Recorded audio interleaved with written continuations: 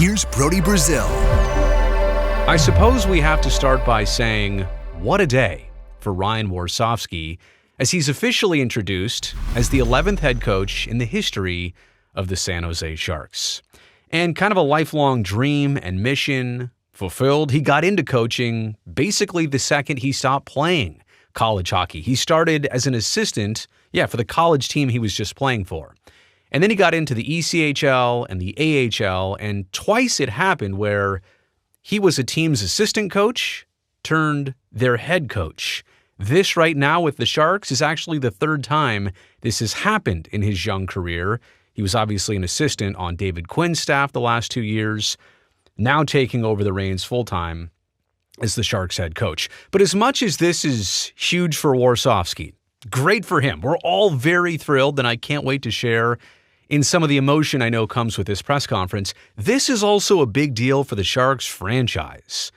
To have their guy, to have gone through the process, feel confident about your new leader, your hand-picked person, somebody you went to your own players and said, what do you think about him? How does this work with him? And they all gave him that endorsement. This is a very unique and special situation. He'll start next year as the youngest head coach in the National Hockey League, 36 years old right now. So there's a lot to unpack here. I'm going to go through this entire press conference. I've seen all the bits and pieces. I've taken away all the important parts, but I've yet to watch it start to finish. That's what I'm about to do with you. I'll start and stop the video. I'll add some commentary along the way. I think it begins with team president Jonathan Becker. Thanks. I'd like to add my welcome to everyone that's been able to join us today. For the last couple of weeks, we've been saying the future is teal. And today, the future looks even more teal. Ryan, I got to say, it looks great with that pin on your collar there. Ultimately, the job of hiring a head coach goes to the general manager. But consistent with Mike's collaborative style, he's invited several others to be involved in the process, including me. And similar to how we hired Mike as a general manager, we started with a very broad brush of candidates, but relatively quickly narrowed it down to a handful. I like this insight. I like this pulling back the curtain a little bit. I also like to know that it wasn't just Mike Grier who ultimately had all the say in this decision. Obviously, and not surprisingly, this was a role that attracted a ton of candidates. Although amusingly, several of them tried to circumvent the process. I had some candidates and quite a few agents try to contact me directly to say why they should be the next head coach. Jonathan, are you calling out Drew Remenda? Are you saying that Drew would not let you go? He would nonstop text you and call you saying, hey, I want to be I'm kidding. Or am I? I don't know. Of the San Jose Sharks. But ultimately, Ryan really separated himself from the pack. Yes, for all the hockey reasons. His game plan preparation, his attention to detail, and frankly, the fact that he's been a very successful head coach before. But it's beyond that. Ryan's communication style, his authentic way of dealing with everybody, his deep knowledge of the situation that we're in right now. Very important, by the way. He's been here the last 2 years, 2 very rough seasons. And frankly, Ryan, one thing that really stood out that last time we talked is your passion for San Jose and the community. You are authentically a Shark. And so it gives me great excitement to welcome Ryan as the next head coach of the San Jose Sharks. And you know what I'm realizing? His interview, as long as it was and as detailed as it was, and whoever the Sharks else talked to, I won't even go into the names right now because it doesn't really matter. Ryan Warsofsky just kind of had a 2-year-long interview because all of the people who made this decision got to observe him firsthand across the last 2 years. Congrats, Ryan. Thank you.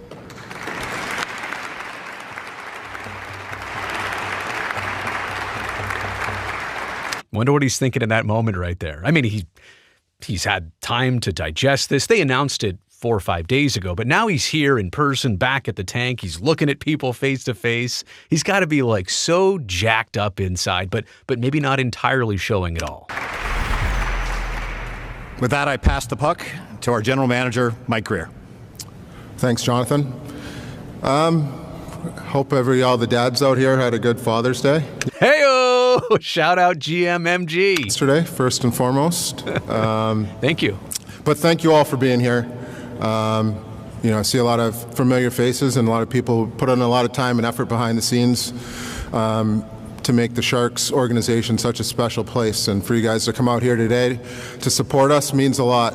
And it's a real special day for the organization, for the city, for our team, to be here where we are today. And I'm thrilled and proud and super excited to announce the next head coach of the San Jose Sharks, Ryan Warsofsky.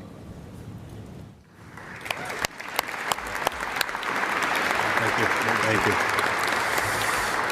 Oh, I see a prepared script down there. I like it. Doesn't want to forget anything, wants this to go smooth, wants to keep it on the clock. I like that. Some people would try and wing it. Not even I would try and wing something like this, to be honest. Thank you, Mike and Jonathan, and obviously thank you for everyone for being here. And some familiar faces, and it's good to come back here to the tank and see some people that I just saw just a few months ago. So. By the way, just the fact that he referred to it as the tank right there. And we've heard over time, and when it was HP Pavilion and this building in San Jose Arena, the Shark Tank. No, he just said the tank. You know what I mean? Like, I get that. Do you get that as a Sharks person? You just dropped in casually, the tank, and phrased it and said it and delivered it the right way. I really like that. Let me rewind and play it back. Just saw it just a few months ago. So this is an exciting time for myself, my family, and the Sharks organization to move forward. You know, I think we're starting to see this light at the end of the tunnel.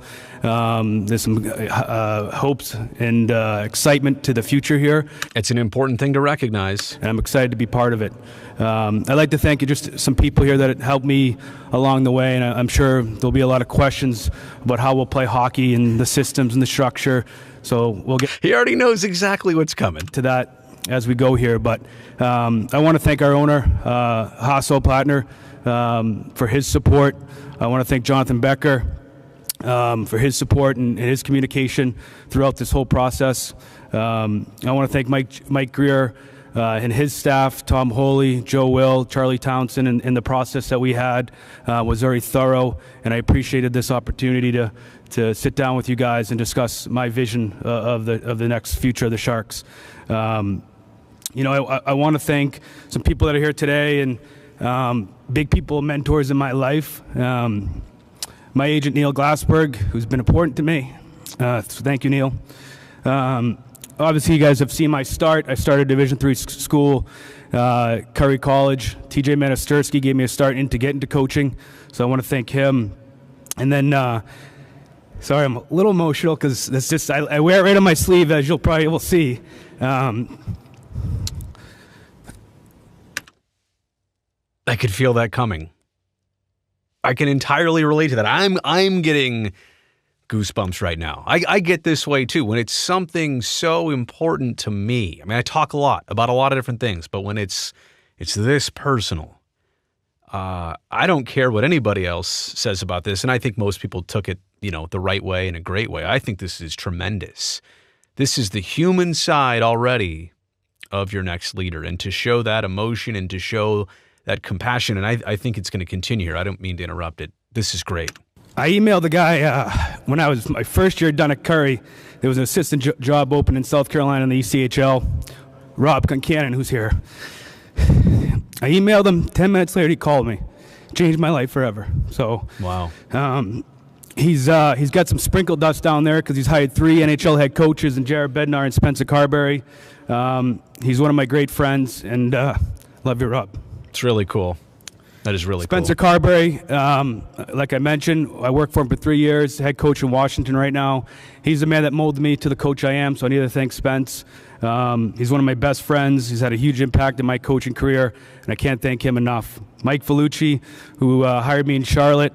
We won a championship together in the American Hockey League. You know, Mike really took another chance who didn't really know me, so I really appreciate everything he's taught me, and again, winning a championship, you kind of walk together for life. So I want to thank to Mike Vellucci.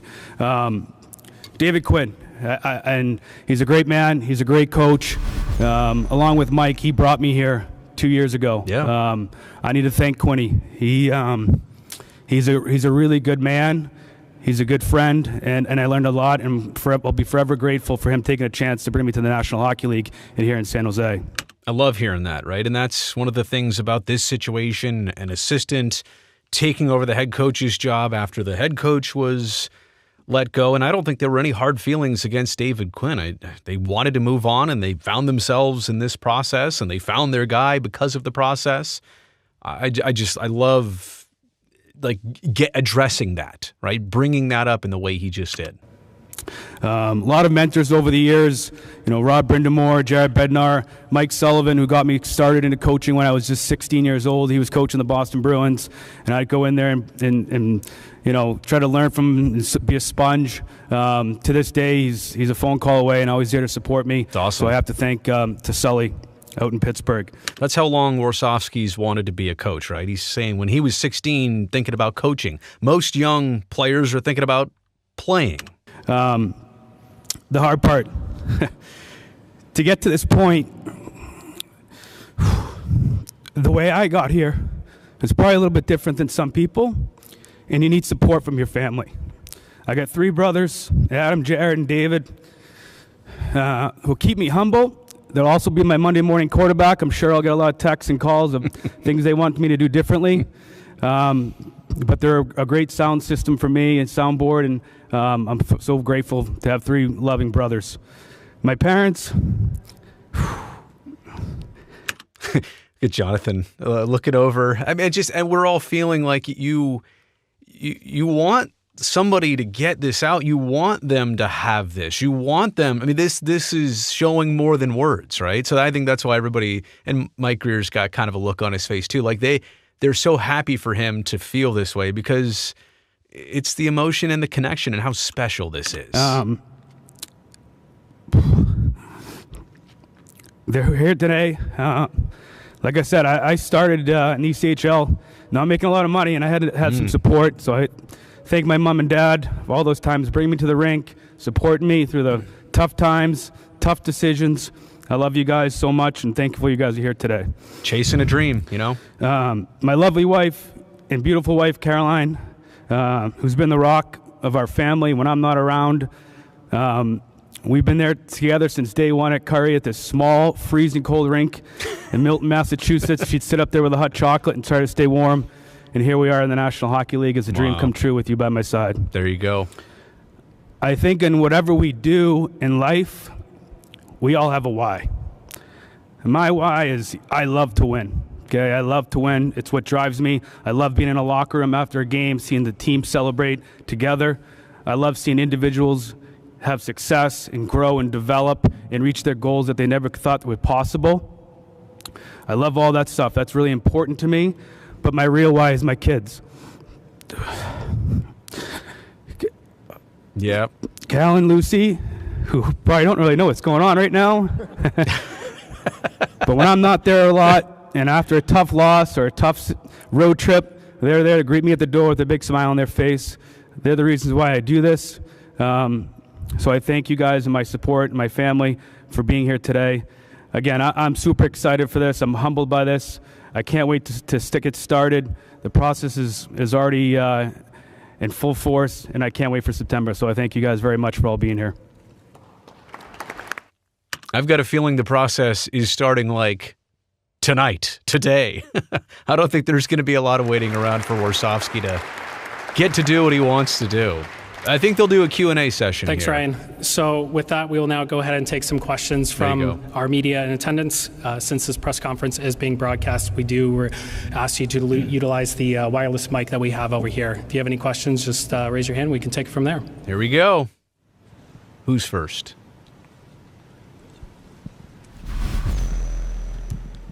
First of all, Ryan, congratulations. Just through the process, it obviously took a Max while. Miller. You've talked about your path. There you what go. was the first, when you took a second to kind of look back and be like, I'm now the head coach of the San Jose Sharks. What went through your mind? Probably all the work that took to get here. The ECHL is not an easy league to coach in. You're, booking the bus, the plane, the meals, the rooms. There's a lot of hours that you need to put into it. So probably just the hours and the work that I've put in throughout my career, and I know it's fast-tracked in certain moments, but it's still sometimes I'm still trying to hit me a little bit, but again, I'm excited and I'm fortunate to have this opportunity. I think it'll take time to really sink in. He knew he'd be Ryan, considered. Curtis Pashalka, Bay Area News Group. What's the identity that you want this Sharks team to have, and how will it be any different from maybe how the Sharks were the last couple of years? Yeah, listen, there's been a lot of new coaches, and not one coach has got up and said we want to play slow and we want to be passive. So we want to be fast. We want to get on teams. There'll be a very distinct look of what our team looks like. I can tell you that right now. I think fans will leave our building and say, wow, that was a fun team to watch, win or lose. The opponent will say, man, that was a tough team to play against. So I think there'll be some changes structurally for sure. But I think you'll be proud of the team that we put on the ice. It will be clean. There'll be structure. And they'll be they're effort-based that will be distinct throughout the whole building. See, and I like the question Curtis started with. Identity is something I pointed out a long time ago. I don't even care what identity it is. It's something this Sharks team has not had maybe since 2019, their last playoff season, 18-19. And so whatever the identity is, that's fine, but have a reliable way that is your calling card, that you do win games. Be known for something. And I like the fact that that's already kind of in the conversation here. Question for Mike. What was your process like in terms of how many people you spoke to, how many finalists you might have had, and ultimately why was Ryan the right guy for this team right now? We had a pretty thorough search. Not going to get into the numbers of how many people we talked to, but they did take their time. I will say that. We talked to a good amount of people. We wanted to be thorough and make sure that we were checking all the boxes that needed to be checked. But at the end of the day, we went down to, and you can see it today, you can see the passion, the emotion that Ryan has. And that meant a lot to me and the staff. So that's, at the end of the day, that's what matters. You need to care, you need to have passion, you need your team to play that way. It's an 82-game season, it's a long season, and we have to play with emotion and play with energy, and I think those things really resonated with me, and the fact he's won. He's always won whatever level he's been at, and he's a great communicator, which is going to be important. We're going to have a young group here, and connecting and speaking with and bonding with these young players it's going to be super important. It's going to be a big part of us taking the next step forward. So he just checked every box there was, and on top of that, he's a great human being and a great person, and that's what we're striving to have in this organization as much as possible. I mean, imagine for those who said, well, why didn't you hire an established, experienced head coach? What if that person comes in very emotionless here, doesn't give you any real good, meaty answers, it is just very much procedural and by the book, as opposed to somebody who's never been a head coach in the NHL before, who is about to be the youngest head coach in the league starting next season and has that emotion and really shows, like, I want to run through a wall for you, for this franchise, for the fans, for the players. I see what they saw, like, instantly right there.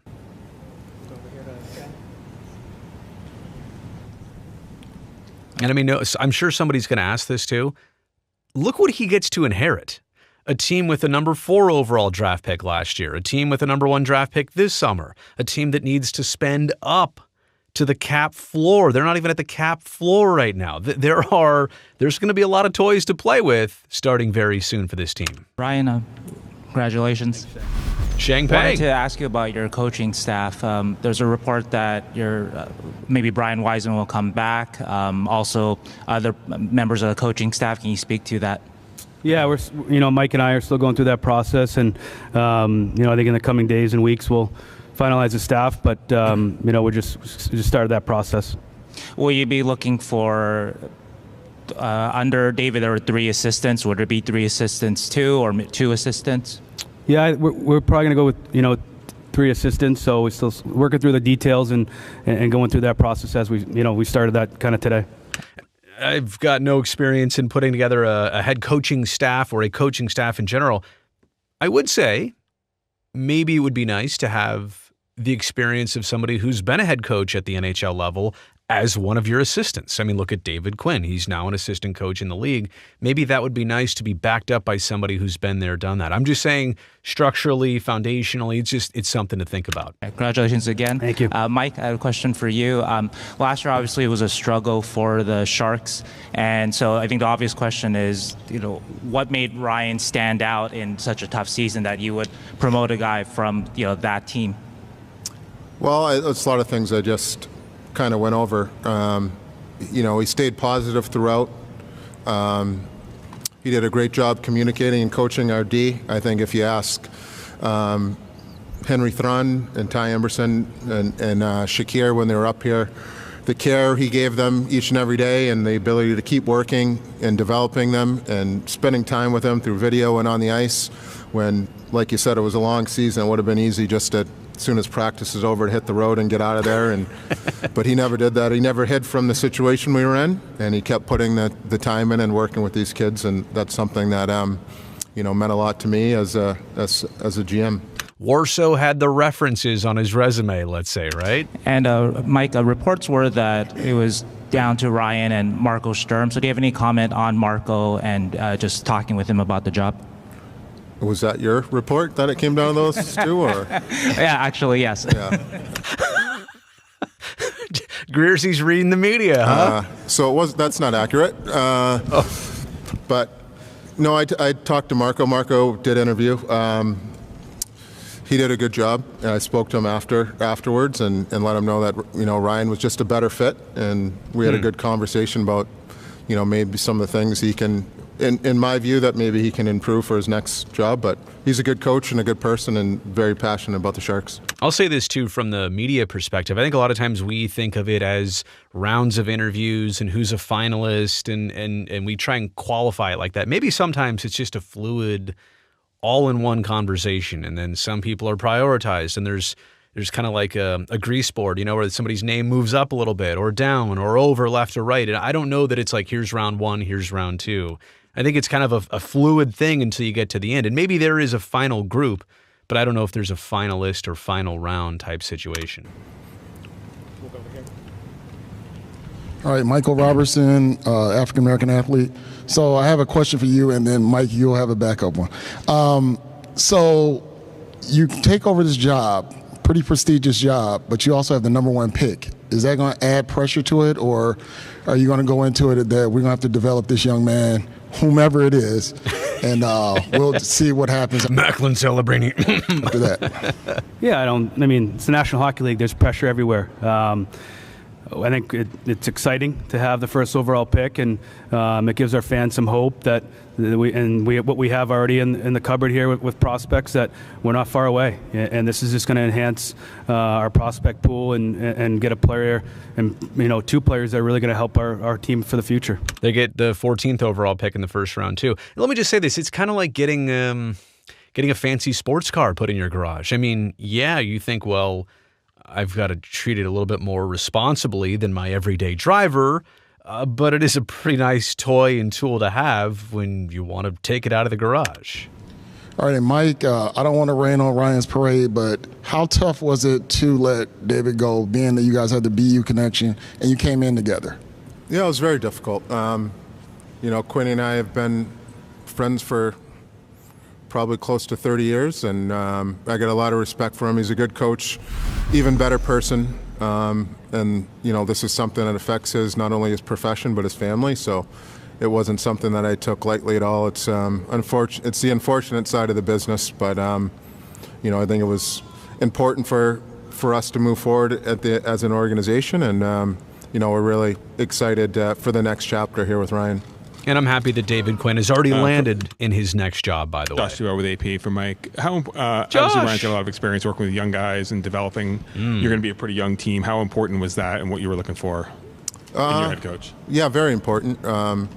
He's did a good job developing players in Chicago, and that's, I think what's underestimated is that he had two different organizations trying to give him young players to work with and develop, and he did a great job and ended up winning a a Calder Cup down there with with that group. So it was very important. I think it's also the opportunity to grow with our group. Like you said, we're going to be young. He's a young coach, and hopefully the whole crew can just kind of grow together and win together and take next steps. So it was definitely a part of the process.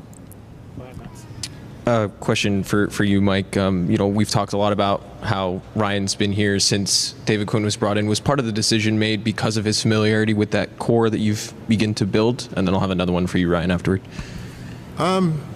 Everything was kind of considered when we went into this. It definitely did help him that he knows these players. He knows what they've been through. He knows what they need. He knows how some of them learn and the best way to teach them and to get across to them. So, if you think about it, right, if you're trying to accelerate the process of things getting better and with this group and getting on the right track, then yeah, you've got somebody who, like we all know, has been around for more than the last 2 seasons and basically 24 months. So he's got a head start, more so than anybody else brand new would have. It was definitely, a bonus for him to have been around our players. And then, Ryan, for you, it's kind of, we've talked about the excitement, the number 1 pick, first time in history. Just, for yourself, being able to connect with the players. You are the youngest active NHL head coach in the league. Do you almost look at that as an advantage for your coaching style, where you are so close in age to some of these guys and can really connect, especially with a young team like the Sharks? Yeah, for sure. I'm not that far away from this generation that's coming. And I believe Marc-Edouard Vlasic is older than Ryan, and Logan Couture is only several months younger than Ryan Warsofsky. I think everyone's taught differently, and it's my job to understand that and to figure out these players, not just as players, but as human beings first. I'll get to know them as a human being, then I'll get going on them as a player. But understanding what each player goes through off the ice, on the ice, there's different things that happens in players' lives. There's social media that's in play now. There's pressures from the outside world, agents, family. Media. Brazil, sorry. You have to have an understanding of that as a coaching staff. But first and foremost, I got to understand what they are as human beings, how they're taught. Are they a visual learner? Can they look through video? Does it need to be on-ice instruction? So that's going to be my job with the younger generation that's coming. And I really do feel like I'm not that far away removed from them, so I understand where they're coming from. Well said. Hey, Ryan. Mark Likolovich, Bay Area Sports Rep. You must be really excited to work with these kids that are coming up, the Smiths, the Beasteds, the soon-to-be number 1 pick. When you went going through this interviewing process, was that the thing that really got you excited about wanting to take this job as the San Jose Sharks' next head coach? Yeah, I think that was, it was an important part of it. And the other part is I know the players that are here. We just went through 2 really tough years. I know what they need. They're beat up a little bit. We need some new life. We need some energy. We need some positivity.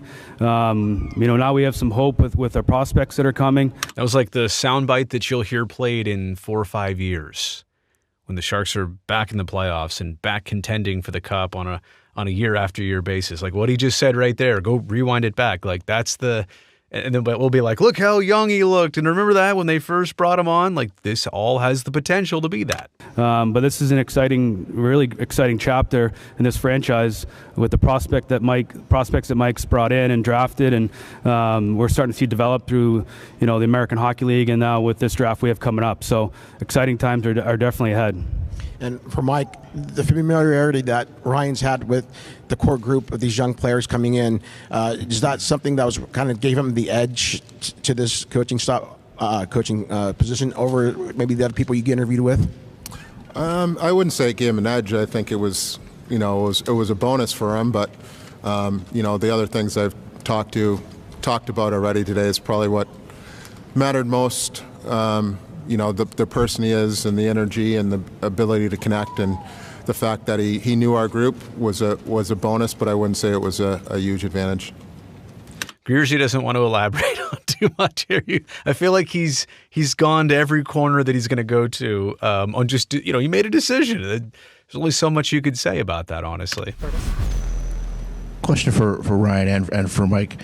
I mean, we mentioned the prospects. Will Smith just signed here. You know, it looks like Macklin Celebrini is going to be in the Sharks organization. What is the best way to develop these young players? Obviously, they're huge parts of this team's future. What is the best way to develop them going forward here? Is it time in the American League? Is it just, if they're in the NHL next year, just seeing how they adjust? Like, what is the best way to go about it? Great question and hard answer. Like, I don't know if there's, I'm curious to see how this goes, but great question. I'm assuming the answer is it's unique for the different players. Let's see what they say. I don't think anyone knows. If teams knew, I think everyone would be doing it. I think we have an idea what's best for these kids and how we're going to proceed with their development. But hopefully it works out. But like I said, I don't think anyone knows right now. Yeah. When you're dealing with 18, 19-year-old kids, I don't think anyone has the magic remedy to what's going to work. We have things that we think are going to work and things we'll do. But at the end of the day, we'll have to just kind of see how it goes. And to be clear, like, I think they're saying what will work the fastest. Inevitably, it's going to work with these young players. You'd have to think for most of them. That's the way the odds are. They're trying to maximize as much as they can get as soon as they can get it. The Sharks are. And just, Ryan, this team gave up, I believe it was 331 goals last year. Tactically, what is the top priority in terms of just cutting that down and just I guess, what is your number one priority, I guess, once you get to talk to the players? Warsofsky, by the way, was in charge of team defense and the penalty kill. Well, the number one priority is start to reach out all the players, start formulating a staff, and then we'll get going on the structure. I have a vision on what it should look like.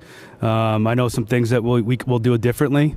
And that's important, and no knock against David Quinn, but let's remember, everything you've seen from Ryan Warsofsky to now was implementing, in large part from what we all understand, implementing what David Quinn wanted to do. That's what the head coach gets to do in their job, in their role. Hand it down to the assistants, have them execute. And so now what you're going to see is what Ryan Warsofsky wants to implement with his team.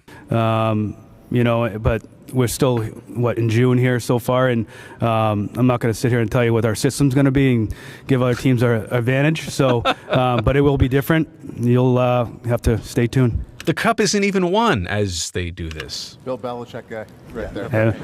Belichick. I heard he's a Patriots fan. This is Charan Mahal from INDTV USA. First question's for Ryan. If you can you articulate what particular changes you're looking to make as compared to David Quinn, and what similarities that we might see going forward in the coaching? Stay tuned.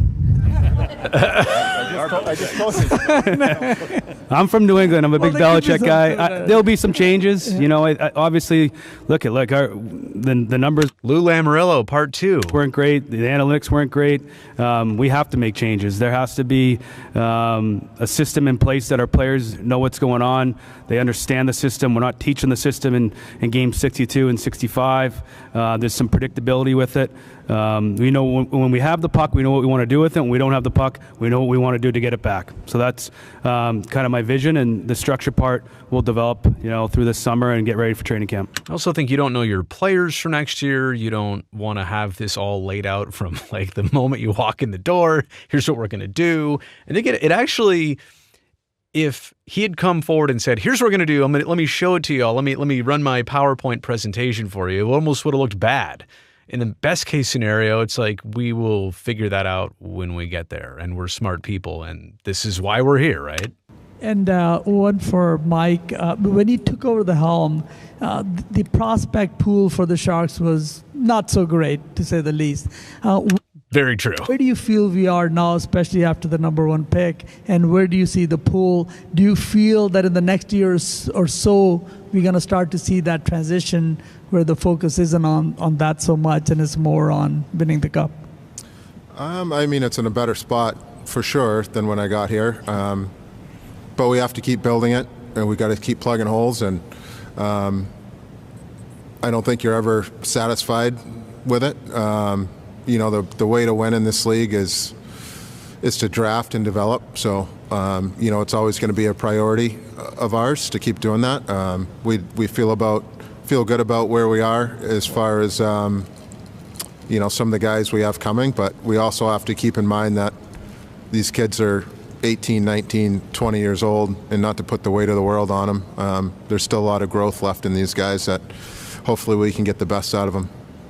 And the lessons for Jonathan, obviously in the previous years, especially where the Sharks were, the ticket sales were suffering and a lot of fans griping.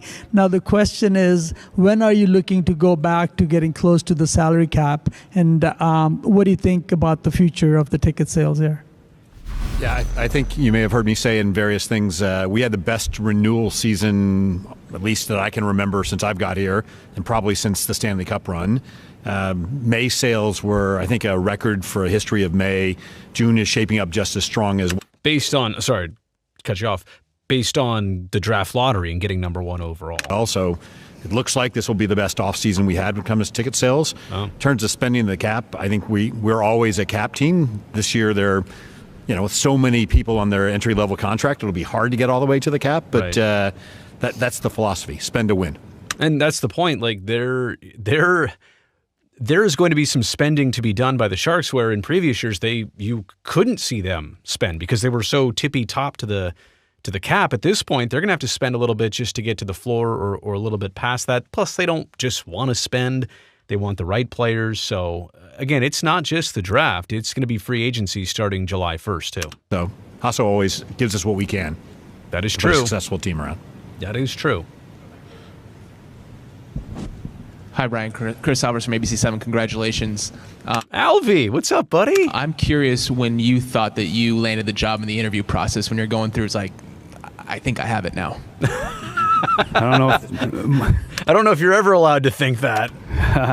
Yeah, when I got the call from Mike on Tuesday night, whenever it was a long process, thorough process, and that's how it should be. I think I thought I put a good plan in place with Mike and his staff when we met, a few weeks back, and the process unfolded, and we communicated as the weeks went on, and I don't know if there was any one moment, but I think the happiest moment was when he called me that night, and yeah. So he didn't know till the end. Probably had a feeling. First, for John. Never reveal that. Then just want to ask you, and you just kind of touched on it, but just can you touch about the excitement from the fan base and just this summer from getting the number one pick and obviously a new coach too, but just in general, can you speak to that excitement, tangible excitement compared to past summers perhaps? Yeah, I was asking Ryan whether I should expect a Ryan ticket sales bump after the announcement, and there was in fact a bump today, so I'm going to give it to you. No, in fact, I mean, obviously the mood around the franchise substantially changed after the number one pick and that puck went our way. Yeah. You've seen the gigantic teal number one going around the Bay Area, which has attracted a ton of fans. Billboards.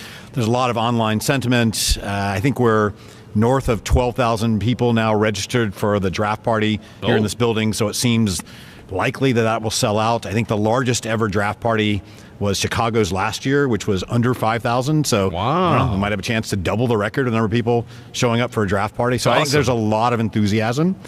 Having said this is a young team, so it'll take a while for a young team to come together. But I think the mood is substantially there. And Mike, a question for you. In terms of next season, obviously you want the results, the wins, more points, all that kind of stuff. But what are you looking for to improve besides that kind of obvious stuff, just sort of the under the hood stuff that you're looking to improve? Well, I think it's a good question. We'll have a call next week to kind of get into kind of more of this stuff, not to brush you off or anything, but today is about Ryan and his family and his journey here. So we'll celebrate to that other stuff. We'll have our pre-draft call, and I'm happy to get into that stuff with you, but today's more about Ryan. And perfect. My last question is for Ryan. Ryan, I wanted to ask you, in your previous stops in South Carolina and in the Hurricanes organization, you went from assistant to head coach within the same organization. So just what is that like? Like, how are you going to be different now you're a head coach as opposed to assistant coach? Yeah, I think I'm not going to change very much. Obviously the role changes, the title changes. The players know me. If I go in there and act something like I'm not, they're going to see right through me. So right. I'm going to be myself. I'll probably be a little bit more demanding and a little bit more black and white at times, and a little bit more harder on some topics and some issues. But I'm still going to have the relationship. I'm a relationship-based coach.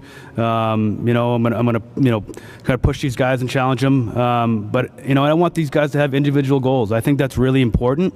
But we have to remember we're not going to get those individual goals if we don't play as a team. So again, not a whole lot's going to change. I've done this, been in this situation before, like you said, and I'm excited about it. Okay, Mike and Ryan. At what point will you guys realize that this number one player, whomever it is, when are you guys going to realize if it's going to be a Bedard situation where he's playing right away, or it might be like Byfield where he did it in minors for a while? So at what point do you make that decision? Well, first we'll meet with Macklin and his family, and if it is Macklin, did I say Macklin?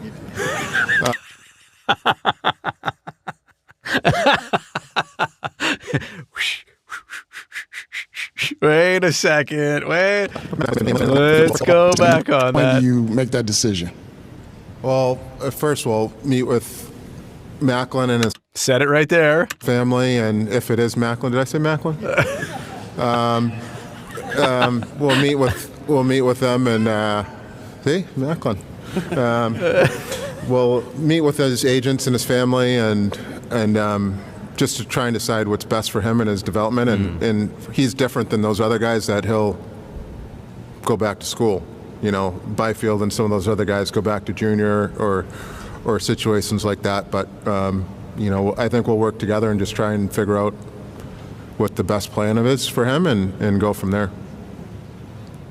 Yeah, I mean, like Mike said, there'll be a plan in place, and everyone's developed differently, and spikes at different times in their careers, and we're going to sit down and we'll talk and make a plan and go out there and execute it. It's got to be a collective thing too, right? Like everybody's got to be on the same page and buy into this, and the team's got to get what they want out of it and have a plan. And there's like not, I guess it is kind of a black and white decision, like you're going to take a fork in the road this way or that way, but there have to be some like small picture things and big picture parts of this that they'll all have to be bought in with and agreeable with. So I don't think it's just like it's what the team wants, the player will do, or what the player wants, the team will do. I think they all have to feel really good about this. So they need to talk about it. To the jersey presentation, Mike, you have one more remark to make?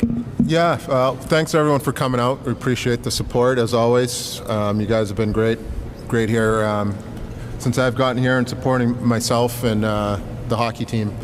And just one more thing I wanted to put to bed for you media guys is... Whoa, hang on. Just one more thing I wanted to put to bed for you media guys is stuff's out there that I'm looking to trade Logan Couture or anything like that. That is absolutely false.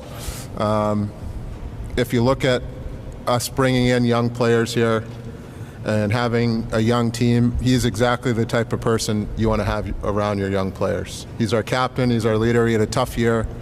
But we love him as a person, most importantly, and he's still a heck of a hockey player. So any of those, you guys can put any of those thoughts about me looking to trade our captain, put those to bed. Mic drop. Now, wait a second. Did Brazil make a video about Logan Couture? I think I did a while back. I only said it like this. If it's something that benefits the team and something that Logan would want to do, if it makes sense for all parties, and I only say that based on Logan's age, how many more chances will he get at winning a cup? How fast can the Sharks get back to something like that? That's the only reason I'm looking at that. I never was saying that it was likely or even possible. I said, if it did happen, here's how that should go.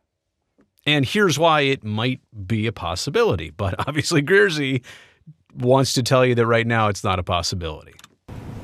That was, sorry, you know what? to the fact that I think he must have said, if nobody asks me about this, I'd like to mention that at the end. Very well done. Got to say, well played. So with that, I'd like to ask Mike Grier and Jonathan Becker to present Ryan with his team's jersey for a photo opportunity. There you go. The formal photo. Now, is this going to be the new Fanatics jersey? Oh, no, Adidas. I see it. No, I'm just kidding. I know the Fanatics ones aren't out yet. Hang with us on that. There you go. Hold it up. Jonathan, Grierzy, and Warso. That's what all the players were calling him, Warso in the quote. Sorry, I got Jonathan there on a blink. I'll unblink him. That's it. That's what it looked like from SAP Center. I thought that was interesting to go through it start to finish, and there's a lot of takeaways. This video has gone on for quite some time, so I'm not going to recap everything, but the overall theme that I'll leave it with is just to say that I'm very encouraged, and I know that some people initially said, wait, young coach, no prior NHL head coaching experience, was an internal candidate. They didn't go outside the organization. If you really want something different, you got to go far away to get it. I'm going to scratch all that away right now based on what I just saw, how it played out, and kind of what we already know and what we know internally with this team and the recommendations that were made. So, like I said, huge day for Warsofsky individually, but also very relevant day for the San Jose Sharks. You made it here to the end of this video. I appreciate that. Thumbs up down below. That'll help me, this video, and this channel. And you also know that I'm all about building the channel, so do me a favor, go down there and hit that subscribe button so I can definitely see you back here next time.